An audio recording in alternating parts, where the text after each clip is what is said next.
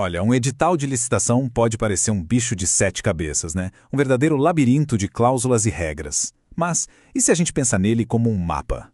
A ideia aqui é justamente essa, decodificar juntos esse documento, transformando o que parece complexo num roteiro claro para ter sucesso nas contratações públicas.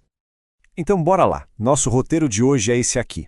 A gente começa entendendo por que o edital é tão poderoso, depois investiga de onde ele vem, disseca as partes mais importantes, aponta as armadilhas que precisam ser evitadas e, no final, damos um passo atrás para enxergar o cenário completo.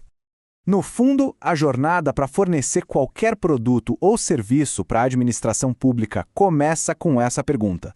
E a chave para uma resposta positiva está em dominar o documento que comanda todo o processo, o edital. Para começar, tem uma coisa que precisa ficar super clara. O edital é o documento mais importante de qualquer licitação. Ele não é uma sugestão, não é um guia, ele é o livro de regras oficial. É ele que manda no jogo do começo ao fim. E isso nos leva a um conceito fundamental, o princípio da vinculação ao edital. O que isso quer dizer na prática? Que as regras definidas ali são lei. Elas valem para todo mundo, tanto para o governo que está comprando quanto para as empresas que estão vendendo. Ninguém, absolutamente ninguém, está acima do que está escrito no edital. E um bom edital não surge do nada, sabe? Ele é o ponto final de uma fase de planejamento super importante. Ele é construído em cima de outros documentos que vieram antes, que definiram o problema e a solução. Vamos dar uma olhada nessa fundação? Pensa num fluxo de trabalho bem lógico. Primeiro, a administração precisa entender o porquê da contratação. Isso é o estudo técnico preliminar, o famoso ETP. Depois, ela detalha o que exatamente vai ser comprado. Aí entra o termo de referência, ou TR. E só então, com tudo isso bem amarrado, é que se cria o edital para definir como essa compra vai acontecer. O ETP, então, é todo sobre o porquê. É a fase de diagnóstico. Antes de sair comprando, a administração tem que justificar a necessidade, analisar as soluções que o mercado oferece, basicamente fazer o dever de casa. Pois é, se o ETP foi o diagnóstico, o termo de referência é a receita, a prescrição.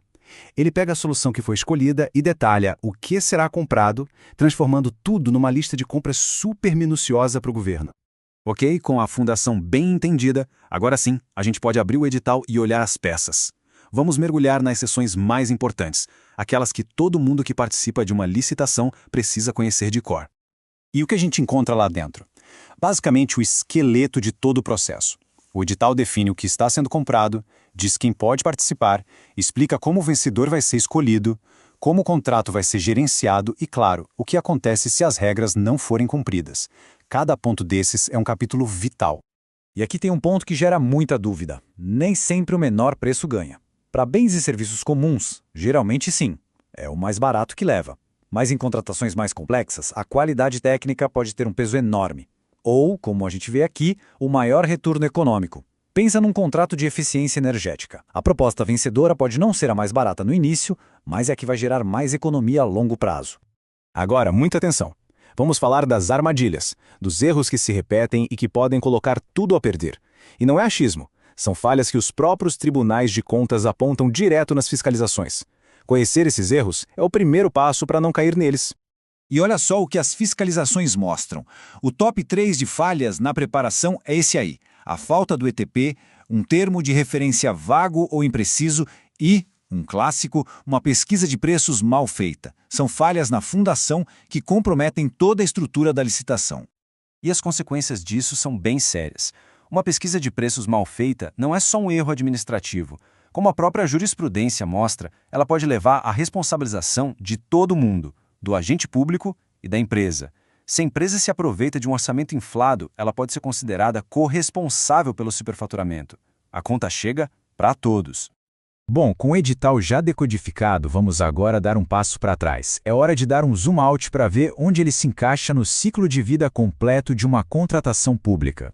Essa imagem mostra a jornada toda. Começa lá na esquerda, com o planejamento, passa pela seleção do fornecedor, que é a licitação em si, e termina na gestão do contrato. O edital não é um ponto final, ele é a ponte crucial que conecta um bom planejamento a uma seleção justa e, finalmente, a um contrato bem executado. No fim das contas, dominar o edital é muito mais do que entender de burocracia. É uma capacidade estratégica. Para uma empresa, é a chave para entrar e competir no mercado governamental. Para um gestor público, é a garantia de uma contratação eficiente e, claro, totalmente dentro da lei. E a gente termina com essa reflexão. Será que dominar o edital é só para cumprir regras? Ou é, na verdade, uma poderosa estratégia competitiva? Encarar esse documento não como um obstáculo, mas como um manual estratégico, bom, isso pode transformar completamente o jogo das contratações públicas.